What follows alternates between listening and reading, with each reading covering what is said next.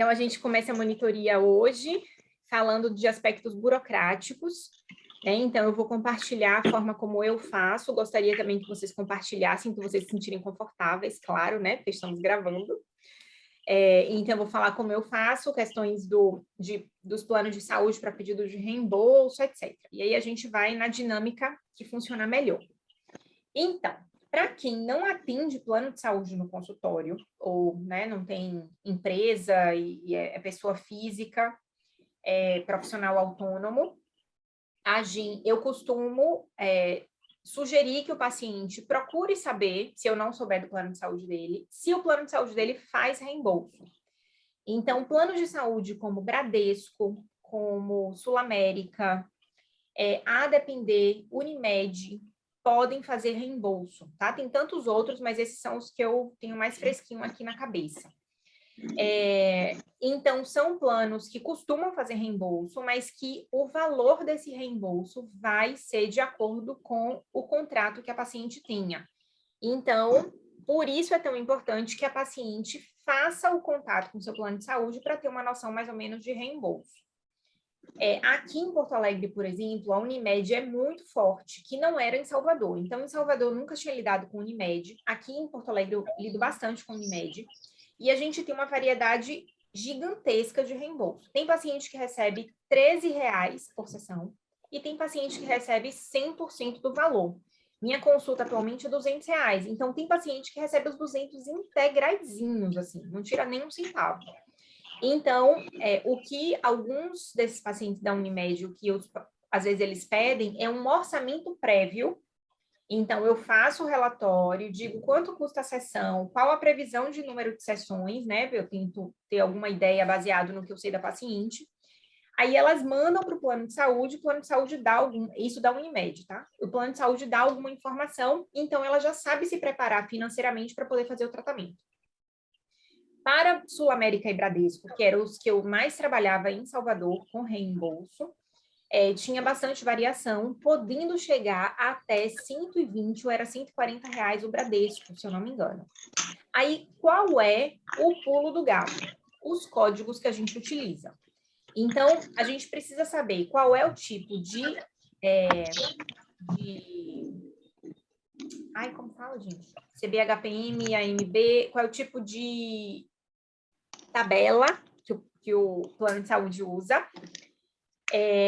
para a gente poder localizar quais são os códigos fisioterapêuticos que a gente pode utilizar na nossa área, que na verdade a gente usa no tratamento, e que pode colocar esses códigos como sendo para paciente tentar o reembolso. Então, no reembolso, de forma geral, tem que ter relatório médico, relatório fisioterapêutico, né, da avaliação e da indicação, e o recibo. O Bradesco Saúde, por exemplo, trabalha com os códigos da tabela CBHPM e o Sul América, até onde eu sei, trabalhava ainda com a tabela da AMB 95.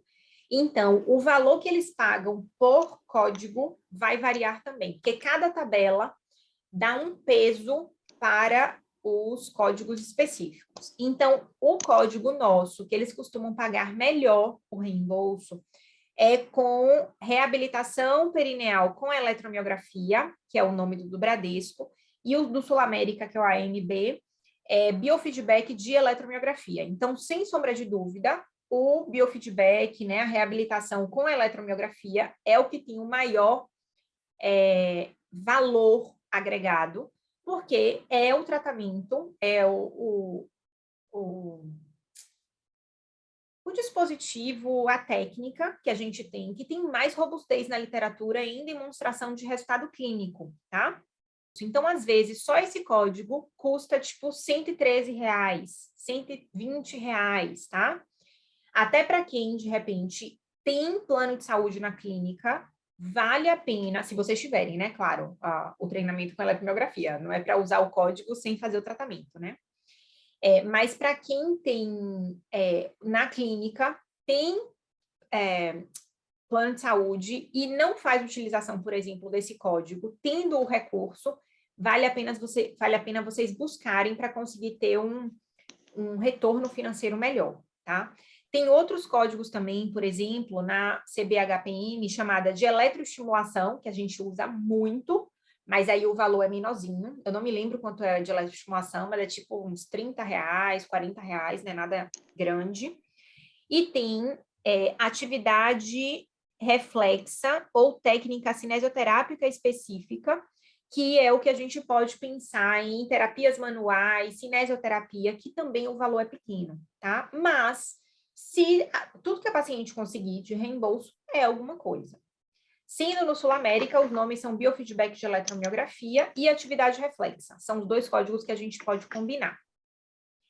Para a Unimed, eu já tentei combinar também código, por exemplo, de atendimento domiciliar ou de atendimento no consultório, e eles negaram o código. Então, algumas coisas vocês vão precisar tentar para ver se aquele plano de saúde aceita ou não, e ver o que é que ele dá como resposta, tá? Mas, de forma geral, em termos de técnicas, essas são as que eu costumo usar no pedido de relatório, de reembolso, e quando eu atendo por plano de saúde também, que eu atendo na Santa Casa com alguns planos de saúde. Então, esses são os códigos que a gente costuma usar.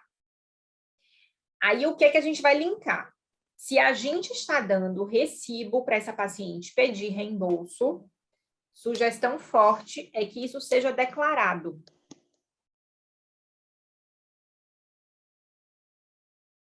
Então, quem é pessoa física, nós, enquanto profissionais liberais, não podemos, por exemplo, ser MEI, né? Porque poderia ser legal se a gente pudesse ser MEI, que a gente poderia fazer nota fiscal, nossa taxa de imposto seria muito menor, mas nós não estamos dentro da categoria do MEI, do microempreendedor individual.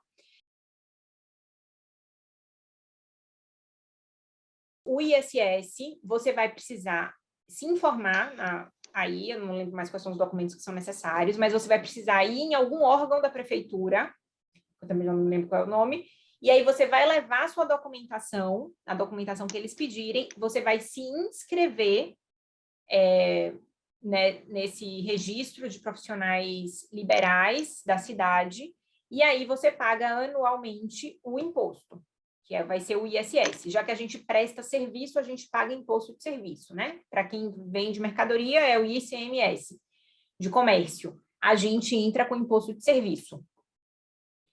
Então, é importante que a gente faça essas contas, inclusive para entender quanto é que eu preciso que minha sessão custe, né? Porque eu tenho outros custos indiretos que não são apenas de luva, gel, material direto, rolo de maca, as coisas que a gente tem que pagar para o atendimento em si. Mas toda essa estrutura ao redor acaba sendo custosa também, que a gente precisa ter essa noção, tá? Então, sugiro fortemente.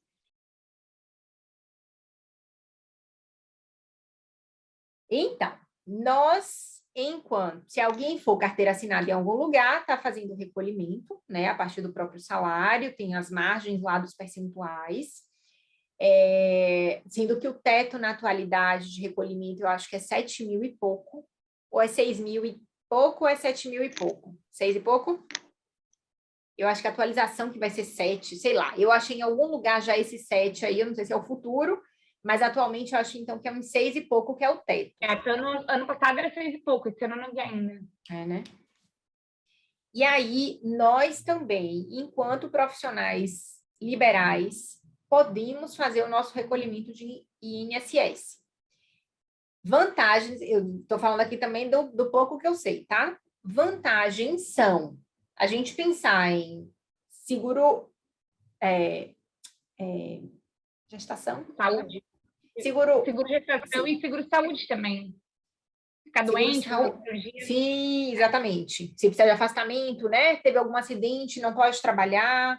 E além da aposentadoria, que é o que a gente sempre pensa. Mas pensando na gente, em muitas de nós que dependem de si mesma para trabalhar e fazer o dinheiro, não tendo carteira assinada, quer dizer, mesmo tendo carteira assinada, se não alcançar os 6 mil, pode valer a pena fazer o recolhimento também como individual. O detalhe é que o individual pode ser bem salgado o percentual. Eu não sei se esse é o percentual único, mas eu, enquanto prestadora de serviço para um local que eu atendo aqui em Porto Alegre, eu pago 20% de INSS. Tanto que a questão principal do INSS, que a gente precisa saber se está sendo pago, é porque eles não pagam para a gente, tem que pagar para o governo. E, às vezes, tem empresas que não são idôneas, que tiram do trabalhador e não pagam o INSS. Quando chega no final das contas, a pessoa nem teve